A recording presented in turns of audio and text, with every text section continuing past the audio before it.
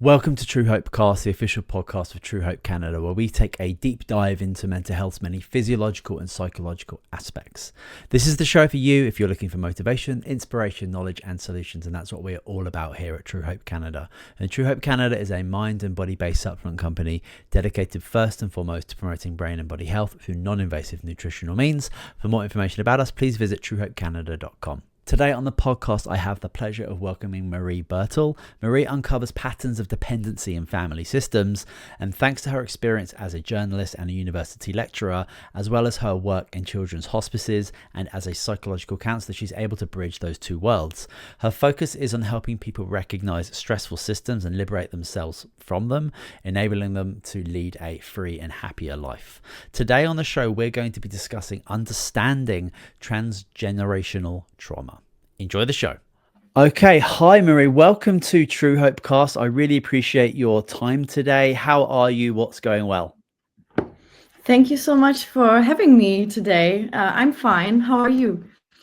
Oh, I'm doing wonderful. Thank you. Yeah. And you're in the south of France, so you're 9 hours ahead of me. So I just wanted to say again, I really appreciate you taking the time this evening to talk with us. And how amazing is it that we're able to actually do that with the technology that's available? Exactly. Amazing. Yeah, it's pretty cool. So we're going to be discussing understanding transgenerational trauma today. But before we jump into that amazing topic, can you just give us a little bit of an understanding of who you are and what it is that you do, please? Sure. So I'm a psychological advisor and an author. I just got 40 years old.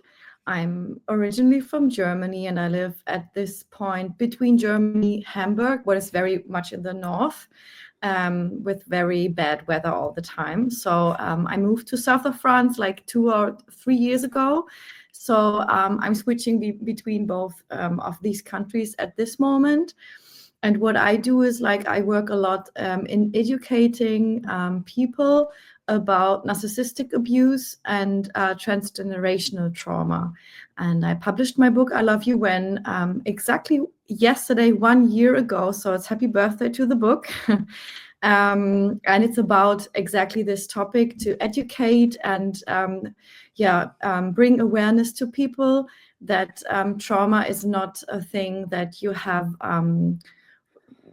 in one generation, but it goes from one generation to the next. And this is what, yes, I do with passion. Why do you do it with passion? Because, that's a good question. I heard once a PhD saying, dealing with narcissistic abuse or topics like this, you never do it without personal memory or personal, I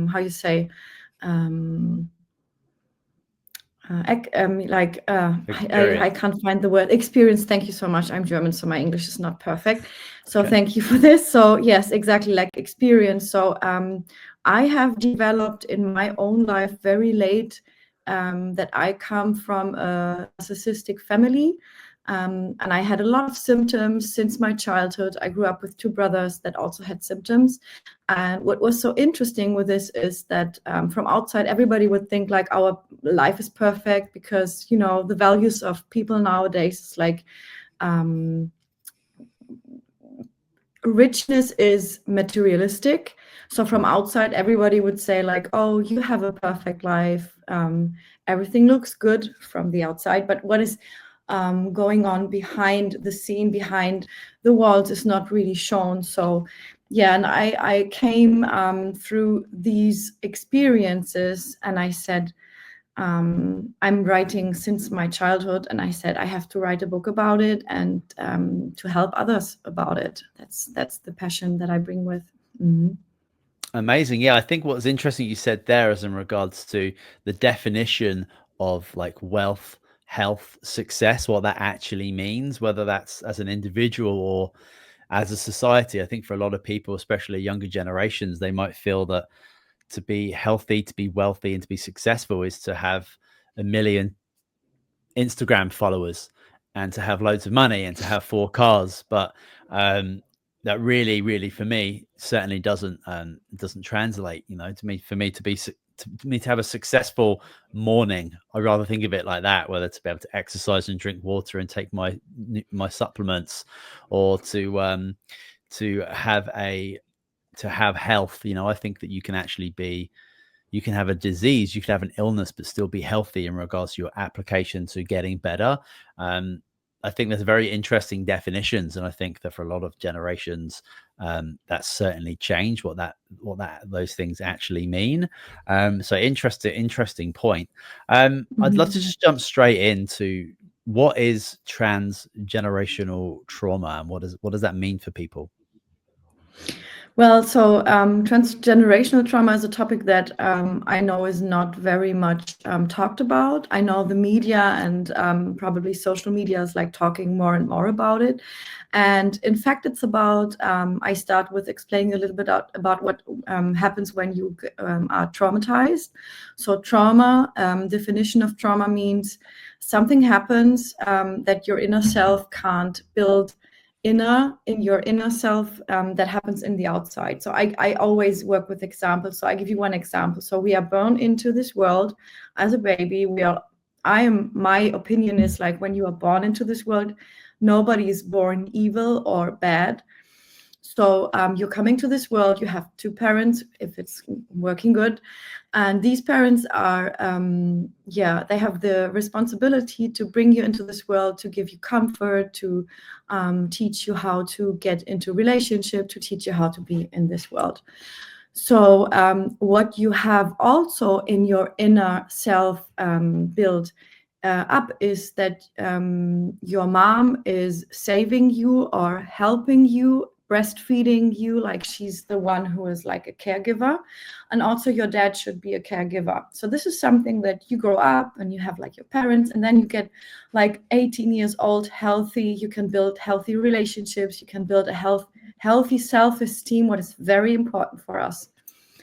If you are born into a family system that doesn't give this, and it doesn't mean it has to be like one parent is absent or something happens to one parent, so that's the reason why there's only one person educating. This is not what I'm talking about. So trauma means like there's somebody in your family system, like one of the parents, who traumatizes you by, for example, hitting you, abusing you emotionally, physically, psychologically wise. So this is what I call trauma. So this is something that a child can't get rid of, because I always say, like, no child can just take the bag and run away.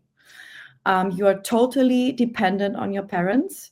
So what you do automatically as a child is like you do everything that your parent loves you or does what you want to.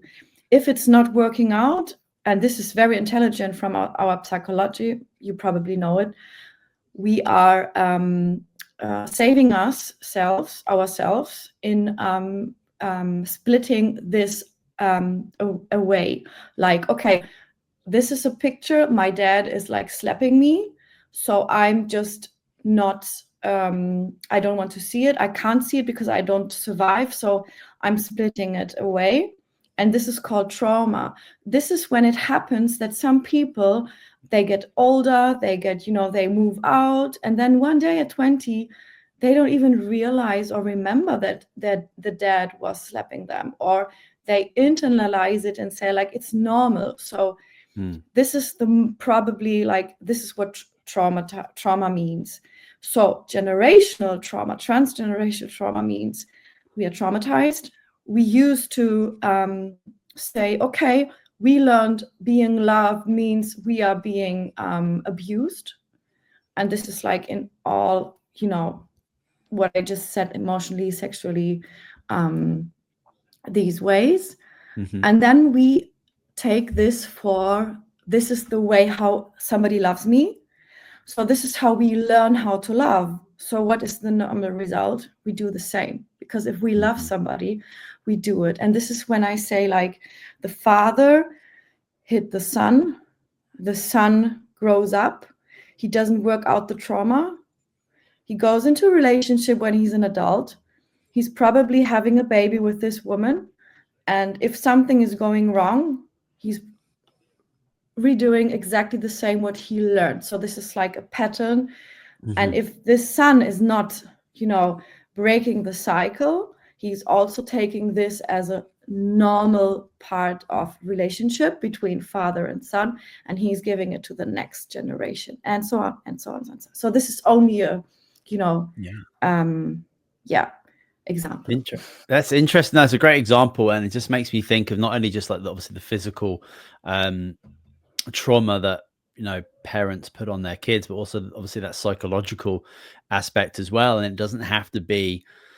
It could certainly be more of like an absence of parenting. I think of my grandparents and my parents in regards to my grandfather was in like the Second World War, and then he parented my dad, and my dad parented me, and there was a lot of incredible things happening during the world at the time my grandfather was a parent. So therefore he couldn't really have necessarily the time with his child like I do with my 3 and 5-year-old right now, like because there is wartime. It was a very stressful, difficult time on the planet, and there wasn't time for my grandfather to be, let's just say, the parent that he would have wished he could have been, because it was a very wild time. And that type of parenting style, without question, you obviously parent how you were parented, unless you are making quite active changes in the way that you want to be able to do that. But sometimes circumstances don't do that. So I'm just using kind of like my own example in this within my friend groups and my family groups that I've seen, that I think that my father was amazing. He was great, but I think that he learned patterns from my grandfather, where he was a lot more maybe absent in regards to like being with me and playing with me and spending as much time. There's also like the societal aspects have changed a lot. Like when I was growing up, my dad worked, my mum was at home, and taking care of the kids was very much a mother thing. And that's massively changed in a generation where, like the expectation for fathers to do a lot more parenting is a lot higher. And I'm certainly blessed for that, because I get to spend so much more time with my kids than my father was ever able to do, given the societal circumstances. So it's not, I just wanted to like paint a little bit of a picture for people that it's, when you think of transgenerational trauma, it's not necessarily that my great grandfather hit my granddad and my granddad hit my father and my father hits me. That's certainly a physical example, which absolutely happens. But also there are patterns within parenting that you might not necessarily see as traumatic, but not having a absent father certainly would impact a young son and a daughter. And if those patterns aren't changed, rectified, or altered in some way, then they very easily continue, I guess, through the generations. Absolutely, yes. Yeah. And now about your grandfather, about your father, but there are people outside there, they have no clue about what, for example, who are adopted. Or, for example, my grandfather also was in World War II. And what happened there, and he belonged to the Nazis, but in our family, we never talked about this. So also things that are kept like under the carpet. It's about something, nobody talks about it, but you feel this. And I have to say, like, children feel a lot, and they feel everything. So they feel also the trauma, and trauma means also like what you just said, things that happen nobody's talking about, because all these feelings like sadness, hopelessness, things that probably your grandfather saw in the war, just not coping with this, just putting it aside, because also during this generation, also men were not allowed to talk about emotions and feelings and things like that, so they are suppressed. they have to be somewhere. So it's probably the kids, the children who feel, because they are so open, everything. So yeah. Yeah, huge point. And just as you were talking about your experience with your grandfather, I guess not only is there like generational trauma, but there's probably generational shame with a lot of behaviors of certain family members, whether that's just a weird uncle who says horribly inappropriate things, or even an uncle who a lot of people in the family knew was abusive, but they don't want to talk about it because it's like a shame on the family. What will the neighbors think? And then rather with dealing with it and, you know, supporting those victims go through the trauma that they would have experienced, it's kind of just swept under the carpet. And then, you know, those kids who were abused turn into adults and so on and so on. And it's never really addressed. Though that can cause a lot of problems, just kind of sweeping those things under the carpet. Exactly. And it's interesting that you say, or that you talk about this uncle, because that's what I talk also like in my book about. It was the uncle of my grandmother, like of my mother, who brought a lot of shame and guilt into the family. And it's exactly what you said, what happened. It's not only that it was put under the carpet, but it's also happened a lot of victim shaming, because women were, or girls at this time, not really seen as equal as men. And I talk now about France and Germany, like Europe, you know. Yep. And still and still this like is going through all the generations, because I still felt it. I've never been sexually abused but by this uncle, but I knew him, and I really felt as a kid already like there was something wrong. And what brings together with this kind of behavior, like family is everything, like what we were talking in the beginning of, you know, values and everything, like family. In Germany, we say like blood is thicker than water. So there's no possibility to reject your family. You have to like take everything they do and respect them still, even if they are like really abusive with you. So this is something I also want to talk about, like say you can go in no contact, you have the decision, you have the right to say no. Yep. Even if it's somebody from the family, like, you know, and even if you're a woman or a girl, you have to teach all your girls, your little girls, like say no. You don't have to say yes, and to be like a little girl and nice girl, you know. Yeah, understanding boundaries, I think, is a hugely important thing that we kind of learn as adults, that, you know, you have to have boundaries of things, you know, whether that's a friend who's asking too much or family members who are taking, you know, liberties. We have to have boundaries to kind of preserve our own sanity and preserve our own mental health. And that's without question something that should be integrated into the family setting, to understand that, yeah, you need to be comfortable with saying no, and being comfortable with knowing what to do if no is not taken as an answer. Yeah, there's some very interesting things wrapped around like boundaries within the family that certainly would support a lot of these younger people who experience, like, you know, in some cases quite horrific things. In regards to this transgenerational trauma piece, how do you know if you have something like that? Like, if you're not consciously aware, you know, we know that young kids who do experience traumatic things and have, you know, PTSD with things, the mind will sometimes alter or fill in or erase the actual reality of the situations.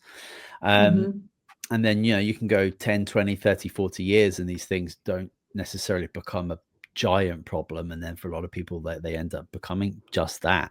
How do you think people can actually understand that something that's holding them back now as their adulthood is something that happened from when they were a kid? Yeah, very good question. So there's several indicators. So one is always look into your relationships. Like if you have, for example, always the same kind of partnership that you are going into, like you have always a partner who is who you don't trust, he's cheating on you, or always when it comes like you are getting to know each other, you feel like, oh, this might be somebody who I want to get to know more, and then just before it gets like really close, it's over. Like if these kind of patterns in a relationship always come always the same, then you have always to ask yourself, what responsibility or what are you bringing into this? Because it's always like, it's very easy when you say, oh, this guy is always cheating on me, or my friend, she's always using me, like I'm like a people pleaser. Like, what is your responsibility in this relationship? Because the good news is you're never a victim in a relationship. I have to say, when you're an adult, when you're a kid, you're always a victim when it comes to abuse. But in the moment you are adult and you have possibilities like money, you can go to seek for help, you can have a therapist, you can go to see coachings and things like this. You are responsibilities. You are responsible, and latest when you become a parent yourself, because you as a dad know exactly, it's very crazy when you become a parent, because you are like watching this little baby and everything is mirroring you. It's like you can't look away from, you know, what you didn't want to see before. It's like, you know, so you have the responsibility. So look into relationship patterns. You can see it also, because I have a lot of female clients that I work with, and I have some clients who are saying like, oh, I'm single since 8 years and it's fine for me. I don't want to be in a relationship. And the women are not 80 years old or 90, they are like 30 or 25. You know, this is like very sad. So it means like there's something relationship wise. So ask yourself and seek for help from outside. Always get like a neutral opinion. Also, what you can feel is, or you can see, is a body symptom. Like if you have, for example, an eating disorder, if you're like very much into controlling something in your life, for example, food, if you find yourself like always burned out because you do a lot for others. And the problem is with our body, I mean, our body is very strong, but at a certain point, our body is like also like, okay, I'm done now, I can't. So you get body symptoms like you're very weak, you have hormonal imbalances, like this is what women a lot experience. Nowadays,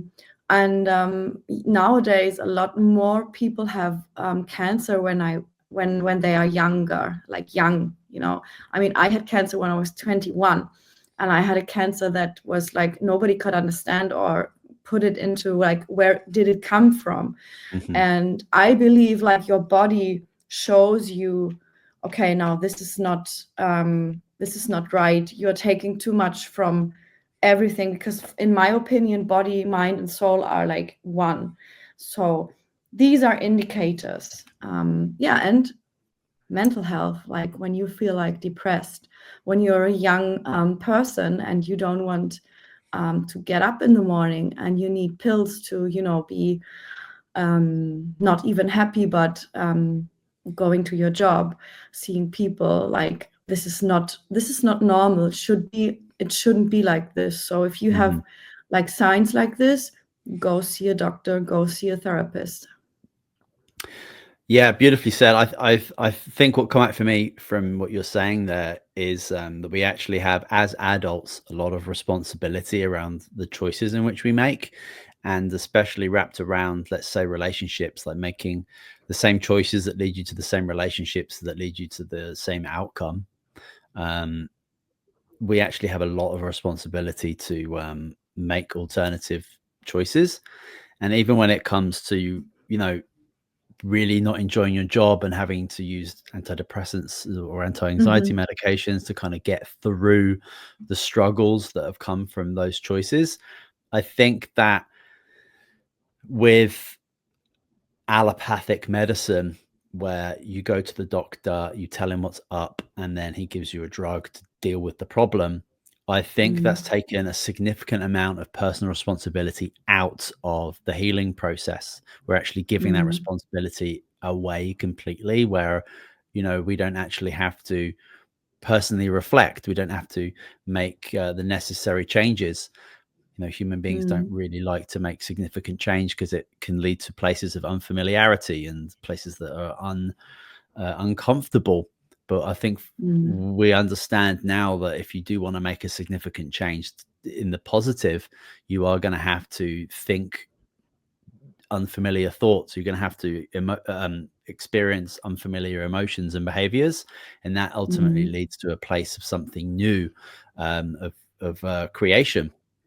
So yeah, the choices and personal responsibility is a huge big thing, but it's important to recognize that as adults we do have a lot of choices and options and responsibility, Mhm. but as children it's completely different. Where we're supposed to have caregivers that love us and support us, and they're supposed to protect us from a lot of things and teach us how to become adults. A lot of people, Yes. unfortunately, aren't in that type of an environment. So it's an interesting aspect of the I guess the healing process. Yeah. Yeah, and it's interesting what you said about what feels familiar, because the problem is when you come out from a family system where you never really have been loved unconditionally. There have been, like, issues relationship wise, so you bring it Mhm. to the first partnership, the second partnership, and everything. It might feel like very unfamiliar when you meet somebody who is like good, and you feel like, I can't trust this because I don't Yeah. know this, it's new. And it's very strange because from outside you would always say, like, well, be happy now.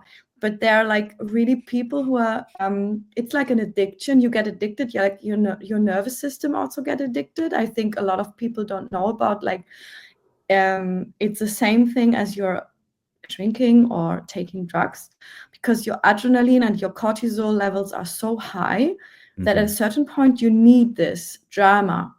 And if you have had this drama all your life and then you get into a normal, relationship, it can really feel boring. And it's like, and this is it, because drama, where is the drama llama? It's like, Yeah. and then you choose sometimes even the narcissist and not the nice guy. And this is like, saying, like, Mhm. oh, I always choose the bad guys. Well, Yeah. yes, because your brain knows it's not good, but your body and your system feels attracted by this because this is what you know and this is what feels familiar. So Yeah. it's sometimes more painful to go out of this familiar structure than try it. And the older you get, the harder it is. Yeah. Yeah. It's funny. So I think a lot of people experience that or know somebody who's kind of gone through their 20s dating the wrong Mm. type of guy or the wrong type of girl, and then the person they end up marrying is completely opposite to that the characteristics of that kind of original attraction. It's very, very interesting. Mhm. So you wrote a book called "I Love You When," and discover the patterns of covert narcissistic abuse in families. Free yourself and chart a course to break the cycle of transgenerational trauma. Um, I mean, why did you write that book, and who's it for? Who's the audience for that? So I newly say that it's the book that I wrote that I would have liked to have Okay. a few years ago, because covert narcissism is quite new in the media or what you read about, and Sorry, it's what's totally that? different. What's COVID narcissism?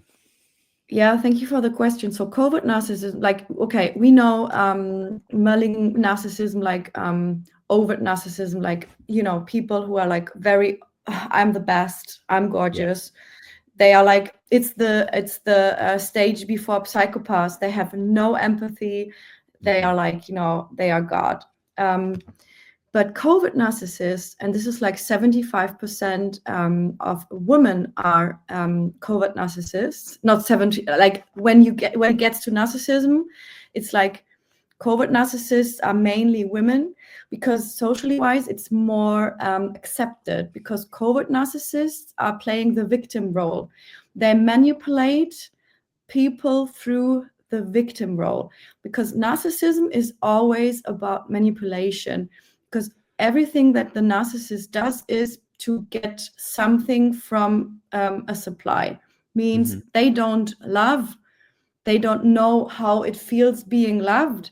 So what they need is somebody who is in their control. And to get this control is through manipulation. So what overt narcissists do is they manipulate through money, through power, through, if you don't do this, I'm going to fire you. I'm going to do this, blah, blah, blah. Victim role, like covert narcissist, is like they manipulate through, if you don't do this, I'm going to be so sad. If you don't do this, I'm going to be so disappointed. I have done everything. I have brought you to life, and I gave everything for you. Like, and this is what a lot of mothers do. Not a lot, I have to say. It's the narcissistic bubble. I'm very glad to say, like, most of families are healthy. Yeah, but this is something that comes through sometimes in mothers, and I had a mom like this, unfortunately, so I exactly know how it feels. So it's like through, oh, you are my child, I have given everything for you, so you owe me something. And it's through shame and guilt. If you don't do this, I'm not happy, I deserve this too. So everything you do as a child is it the daughter, the son, you do it for the mom. If you don't do it for the mom, you're not allowed to do it. It's like you live for her. So this is the covert thing, and this is probably the most complicated field for somebody in this kind of system to discover.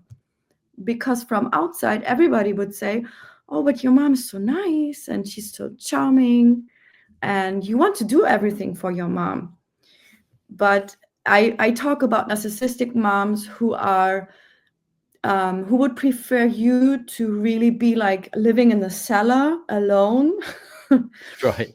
taking care of them until they die, because they don't give a shit what happens after. You know what I mean? It's like, I know what you mean. Do you know what's really funny is at the beginning of that, I thought you said COVID narcissist, and then I quickly realized it was covert. So I just wanted to make sure that people, because I was like, what's a COVID narcissist? That sounds amazing, and I'll bet you there's plenty of them.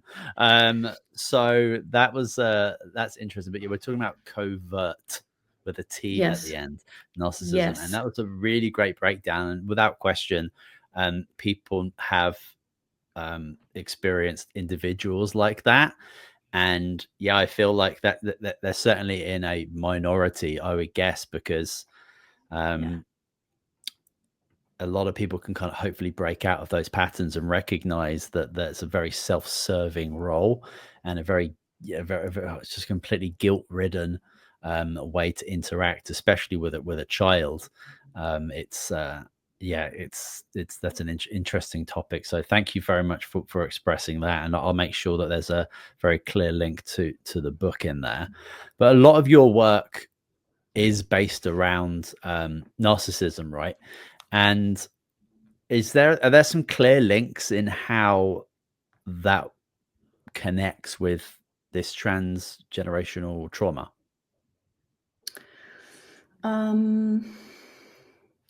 I would say not sure. I have to say, like, when you're traumatized, what the link is probably is when you're traumatized and you, for example, split up the mother role, like the caregiver role, because your mother traumatized you, for example. Then what your system also does, you don't only split up as a child your mother role, the mother role, but you also split up your own abilities when you are becoming a mom yourself. So what happens when a narcissist is, how you say in English, I don't want to say grows up. It's when people are traumatized so hard that narcissist is really hard. They are not born as narcissists. This is like, 100% sure. So something happens very bad in their childhood. So they split up all their emotions. And when you talk about generational trauma, then you would say, like in this case with narcissism together means the emotional capacities in this family system are dead. So now a new child is born. So there's only one or two ways, like it's an empath growing up afterwards or a narcissist too. I have a twin brother.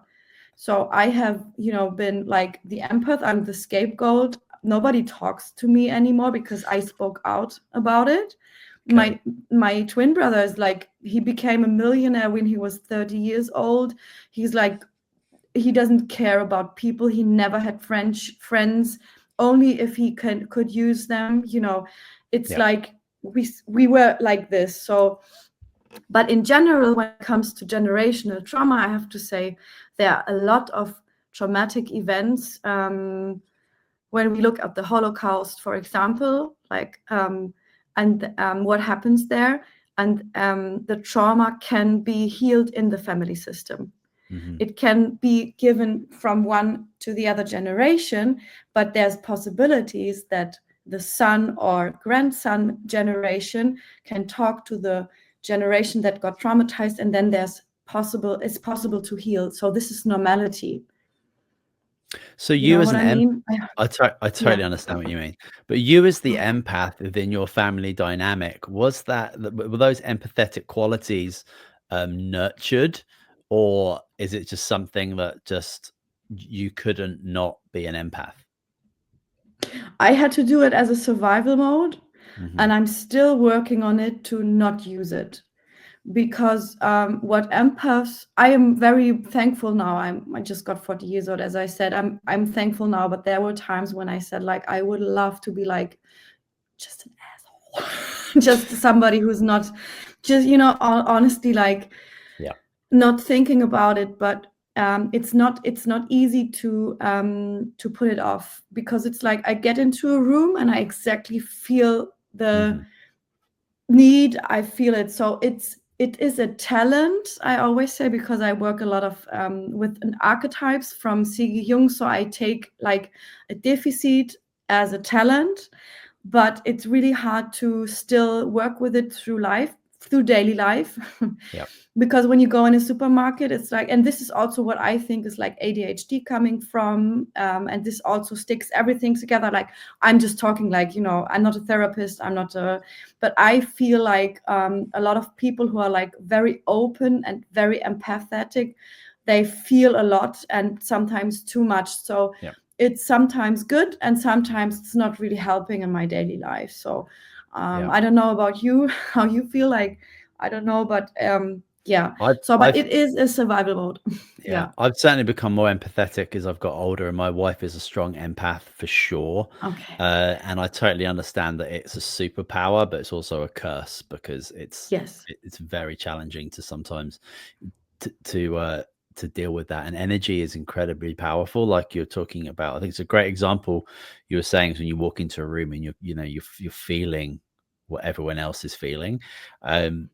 That's just a very strong testament to the fact that everything that we experience, whether that's light or sound or the energy giving off from somebody's anger or their rage or their love, like it's a frequency. Just because we can't see it doesn't mean it's not there.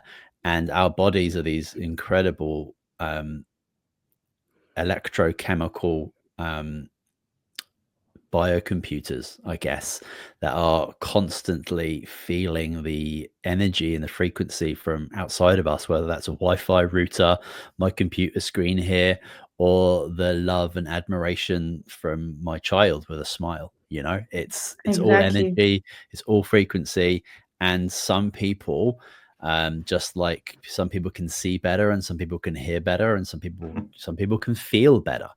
Um, Hmm. it's without question a thing, and I think for a lot of people who don't actually live with an empath or understand what that is, it can be challenging Mm. to kind of understand that. But I think that you can have a lot of sympathy with it. But yeah, as you say, it's a superpower and a curse for sure. Hmm. Yes. Yeah. Let's Yeah. move let's move on from that because it's a huge topic and it's very interesting. But I just wanted to just finish up with your recommendations, like in regards to strategies or advice to offer people who are dealing with, you know, a narcissistic family member, because Hmm. you've dealt with one for a long time. Yeah. So first advice is, if you have already done, like, coachings, therapy, name it, and you still feel like something is not, moving on, what is always interesting is, like, look at the part in your family that you feel like, oh, I don't need to look at this because this was Mm, always perfect.